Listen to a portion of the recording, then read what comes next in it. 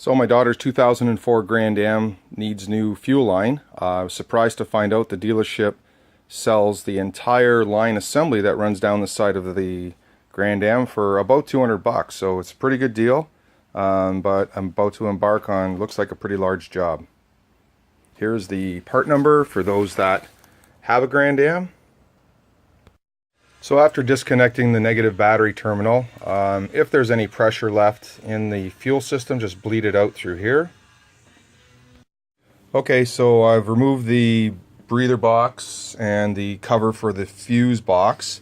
And to slide the fuse box off, you can see in the mirror, underneath the bracket, there's a little tab that you push. You just pry that, and then you're able to slide the box off the track. Okay, so the battery's out, the breather box, and the brake lines that we have to connect are down underneath here. So everything has to come out, and of course it's pretty rusted.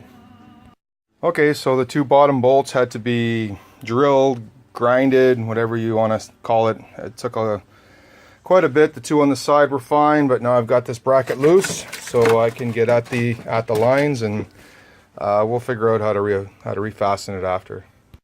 So as you can see, I've gone this far, and the other brake lines are just as bad or pretty close to being rotted, so there's no point in not replacing those. If I had known, I could have got 3 pieces of tubing with the flares on them already. 40-inch, they come in 10-inch increments, so 2 40s would replace these, and the other 40 would replace the line that goes to the left wheel. Keep in mind, these are the metric nuts with the bubble flare, so if you want to purchase them beforehand, you're probably better to have them on hand with you. They're not that much. GM does make the 2 for the master cylinder. That's the numbers, but they're discontinued unless you can find something aftermarket. So I'm going to go ahead and take all these lines off and start to bend up the new ones. Mine are too long. My local auto store has long ones, so I have to make a few loops in mine to make up for the extra length, but nonetheless it'll work. So I just wanted to share that with you to get 3 more brake lines, at least 3 more ready. I'm going to take my chances with this one that goes across to the other wheel. I'm not going to replace that one at this time. Hopefully I don't regret that decision, but it looks like it's a lot easier to get at. Just the battery has to come out to get at that, so I'll take my chances. So of course I try to remove the lines that go to the master cylinder, and they round over. So I actually cut the lines with a hacksaw and tapped a 6-point socket over top. I'm going to attempt to remove them now. So I had to put a pry bar and wedge it between the transmission and the pressure module, and then I was able to pound the next socket on, and I have a little cheater bar on my ratchet. So the first one came off, the second one I'm hoping does too. And the next 3 that I have to remove, I'm just going to cut the lines before I even round over the nuts, because I'm pretty sure I'm going to just have to do that. So this is the only one that I still plan on leaving. These other 3 I'm going to cut, put a socket, 6-point socket, remove them, and then I should be able to get at replacing these lines. Yeah, so that worked really well. I just cut the lines using these side cutters, whatever you want to call them, and then clip the line and put a 6-point socket, and it came out. So that's the plan for the next 2. So all 5 lines that I wanted to remove from the pressure module are cracked. I just left the nuts in there just to keep the dirt from falling in. So now I'm going to remove the rest of these lines, and hopefully I can start working on removing the fuel lines apart and working the whole tube in here. Also a good time to make note of where the lines were. Obviously this is the longest line from the back, so it should be pretty apparent which one that is with the new line set. This is the shorter line from the new line set, so again it should be pretty apparent. This one here goes to the left wheel well. The line that went from the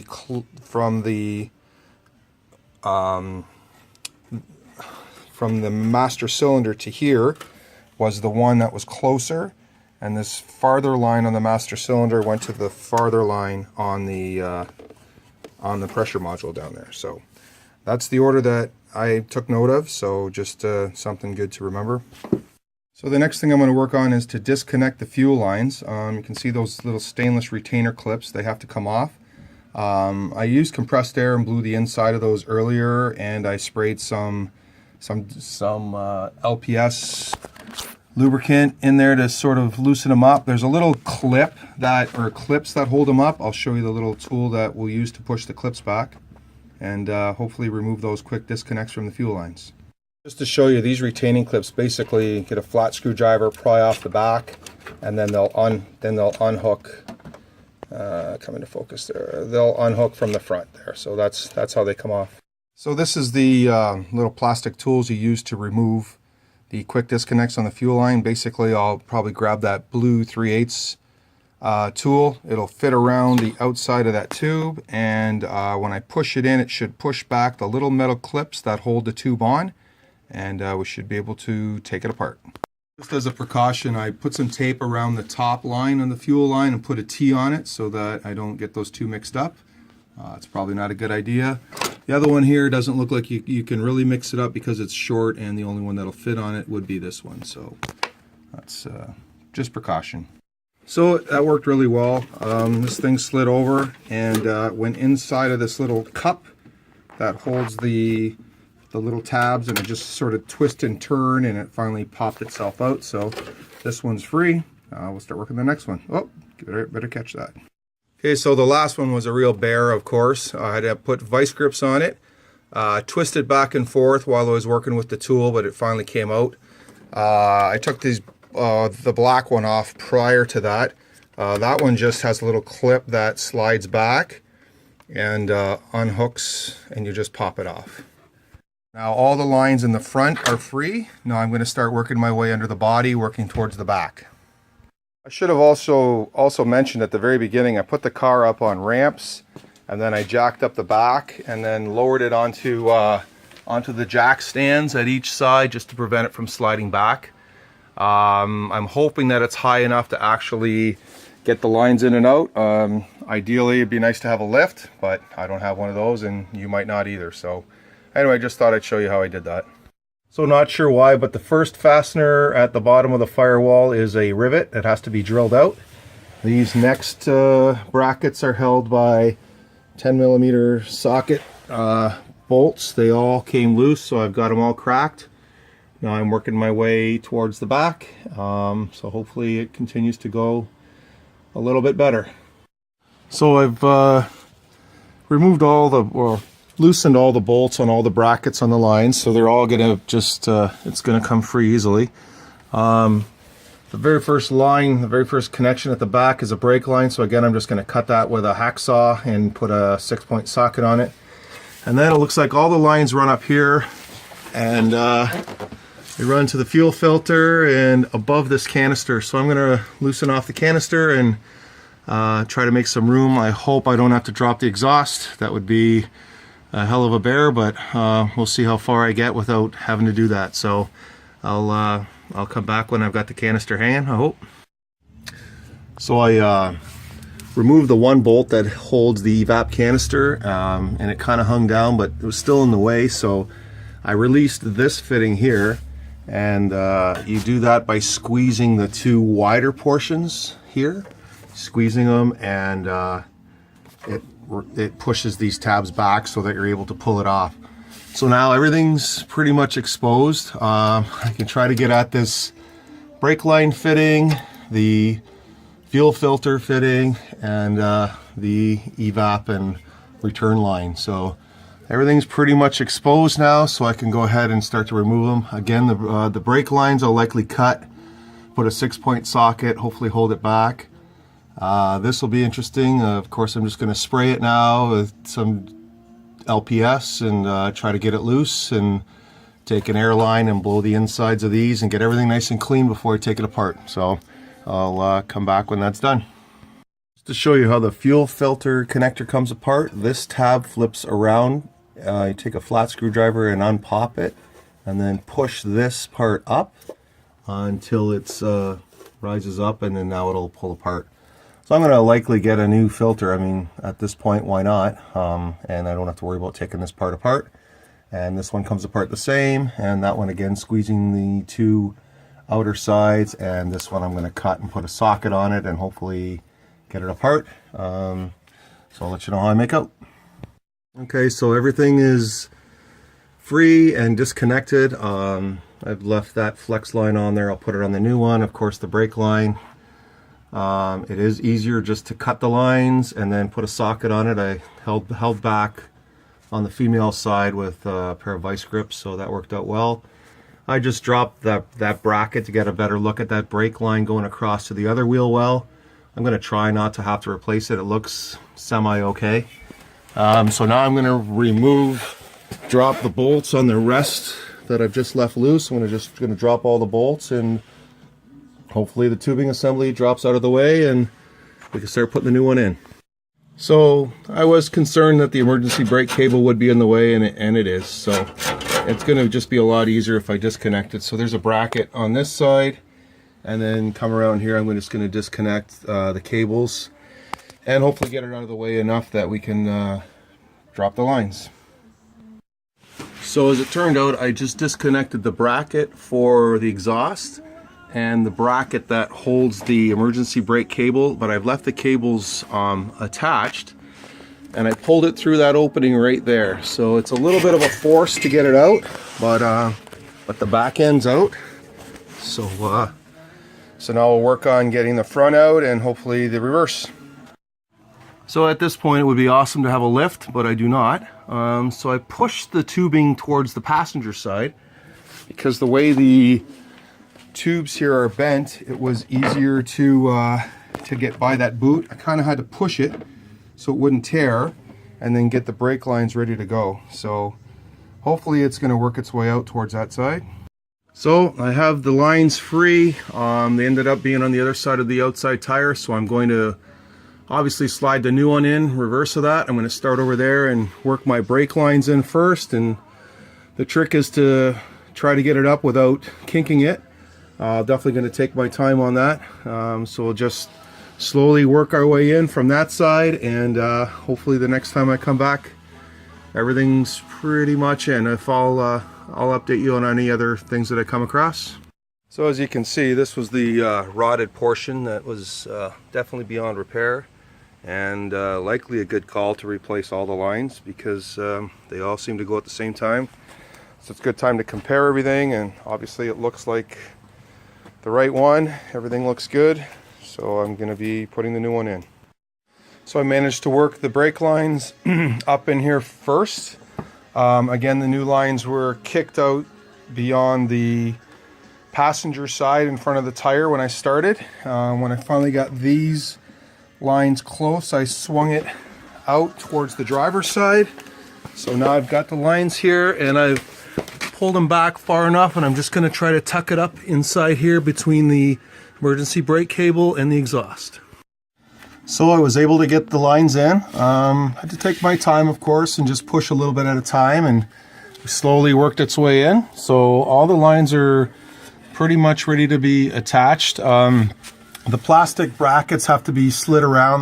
They're not exactly where they should be, but it's just a matter of pushing them until they get lined up with the hole. But now it's just a matter of buttoning everything up. So in case you didn't remember how the lines went, the very top one goes to the evap canister. The one with the blue connector looks to be the return, and of course the filter goes on the supply. So that's all tightened up. This brake line's connected, and these brackets. I'm just going to put the canister back up and put the bracket back on and get this all buttoned up back here, and then we'll move to the front. I should also point out, today is Sunday, and I tried to get more brake line pre-crimped, but it wasn't available anywhere around town. So I would have changed this piece. If I were you, I would try to get a piece about 24 inches long. You can get it flared on both sides and try to find a coupling that'll fit, but I couldn't find one, so I'm reusing the old brake line, unfortunately. And I guess I'll have to take my chances that if I have to replace it, at least just a couple things have to be dropped. So I've got these brake lines put back in. You really can't mix them up. The one in the back is a coarse thread, 12 millimeter. The one in the front is a fine thread, 13 millimeter or ½ inch. The these fuel lines I'm going to put those on now since they're the next the next step. So I just want you to see how these clip in. It's about a 1/4 inch back is where these little teeth have to catch. So I put a mark on the 2 pieces of tubing just to make sure that we get the right depth. The one in the bottom is really tight, so I'm having a hard time getting it on. I just want to make sure that I have full depth. So it's a good idea just to put a pencil mark approximately the depth that the teeth have to get to. Okay, so the 2 fuel lines are reconnected, and of course there's the one that I marked for the top. Really easy to mix those 2 up. And I also have the line connected to the evap solenoid. So the fuel lines are all connected. Now it's just a matter of bending the new brake lines back to the master cylinder, which if you can find the aftermarket lines, that would make the job way easier. And of course, trying to get this one back to the wheel well. Unfortunately, I haven't quite figured out what I'm going to do yet because I put this up on ramps. Would have been better to put it up on a lift so I could take the wheel off and rerun that tubing. So I'm not sure what I'll do yet, but I'll figure something out. So if there's one thing I've learned by now is to not even try to crack loose an old brake line with a spanner wrench. Cut the line, put a 6-point socket, and it's the only way to break it. That one was really tight. So I've got the wheel off. I used my second jack and my other jack stands just to get it off. I guess if I had to do this over again, I would have jack standed the whole car, provided you can get up high enough. There's no point in playing with a ramp if you have to take the wheel off to change the line and bleed the lines. I mean, if your brake lines are in okay shape and you don't have to replace them, that's fine, but if there's a good chance if you're replacing everything, it's because they're all bad. And something I should have mentioned at the very beginning, have a fire extinguisher nearby. You're playing with gasoline, so I've had that since I started the project. I should have probably started off saying that. And jack stands everywhere. Don't mess around without jack stands. So I've got this line done. I had to go up and over and back down because the line was a little bit longer than the old one. They only come in 10-inch increments, and I probably could have used a 32. So I've got it wrapped into here and tied into the pressure modules. So again, now it's just the master cylinder lines, and I can put the rest back together. So as you know, I decided to bend new lines from the master cylinder to the pressure module, and I didn't really pay attention to the fittings that I took out of this pressure module, but it looks like they were the coarse thread. So I had a pre-flared piece made up. I bent it all in the shape of the old one, and I could not tighten it up, and now I realize that it's the wrong fitting. So you have a fine thread on this end and a coarse thread on the pressure module side. So I'm going to have to cut that bubble flare off and put a new flare on and put this old fitting back on. So that's the plan. So I cut the old fittings off, and I was able to clean up I cut the new fittings off, and I was able to clean up the old ones. Again, these are the first that I rounded over. Had I cut them and used a 6-point socket, they wouldn't have got so damaged. So I had to file them so that the wrench goes around all 6 sides. This is the bubble flaring tool. I had to borrow it. I don't own this, but it works really well. There's lots of YouTube videos on how to do it, so I'll just let you find that. But this kit works really well. So again, coarse thread on one side, fine on the other. Previously I mentioned those 2 part numbers. If you can find the aftermarket, it's probably much better. But anyway, so I'm going to bend this one up. So all the lines are done, and I'm going to temporarily put the battery back in so I can bleed the lines. And then I'll button everything back up. I'll probably drill those out and put washers and nuts for the tray, and the rest of it's probably pretty straightforward. If I run into anything else, I'll be back. Okay, so I hooked everything up temporarily, ran the car. Actually, the fuel line going into the fuel filter popped off. It wasn't seated all the way, so luckily I was still up on the blocks when I tried it.